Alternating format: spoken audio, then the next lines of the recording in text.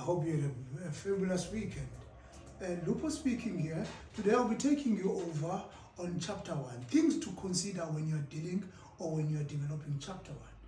Starting today, most institutions, they refer to chapter 1 as an introduction or introductory chapter, where we are dealing with the actual introduction of the chapter, we're dealing with the background of the chapter, we're dealing with the problem statement, we're dealing with the aim, the objectives, the question, the significance of the study, and then the format of the study.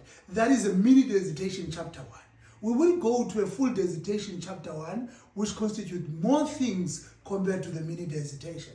Remember, when we're referring to a mini dissertation, we are referring to a document that consists of 15,000 words to 25,000 words, not more than 25,000 words. And normally, that is done by MBA students.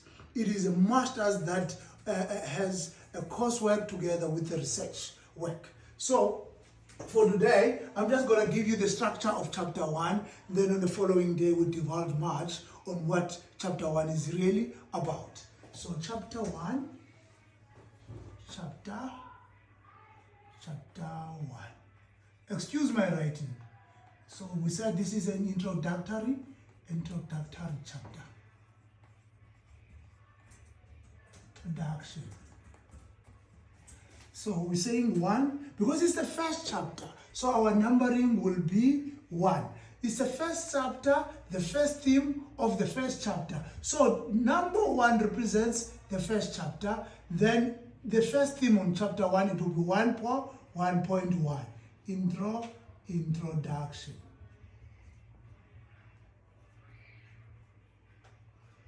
What is the introduction about?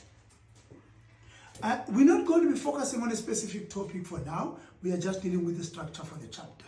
What is chapter 1 introduction all about? It is an overview of the study. Here, you are just introducing the reader to what you'll be writing about. In this section, you also tell the reader what is this chapter about, the structure of the chapter. So you're just saying, actually, in simple terms, you are just saying something nice about your topic. After that, once you've done that, you provide the reader with the structure of the actual chapter, of the chapter. Then it is at this stage where you tell the reader what to expect in this chapter. Things like your background, things like your problem statement, that the chapter will highlight the problem statement, which further introduces the aim of the study, which then takes us to the objectives, the questions, the significance, and lastly, the structure of the chapter. Then we go to your 1.2. Remember, I said the number 1 represents the chapter, the first chapter of the study. Then the number 2 represents the number of the theme in the chapter. This is the second theme in the chapter. So it is the background of the study. This is the background of the study. Remember, at this stage, you're not giving us a historical background of the organization, for example, that you are writing about.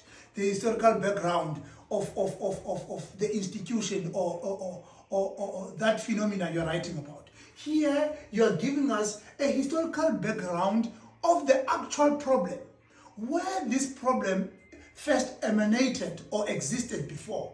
You understand? For example, if you speak about COVID-19, you may go back to 1912, the fever that we experienced in 1912, saying that the world has even before gone through a pandemic similar to this. You understand?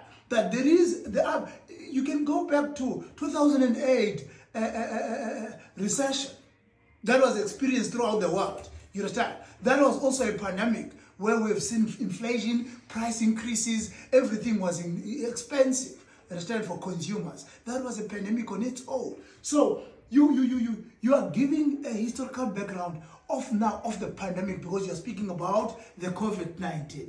You understand? You're not giving us a historical background of the institution. Where is this problem once been experienced? I'll keep you there. We'll stop there for today. Then tomorrow we shall proceed to the remaining themes of chapter 1. Thank you very much for your attention.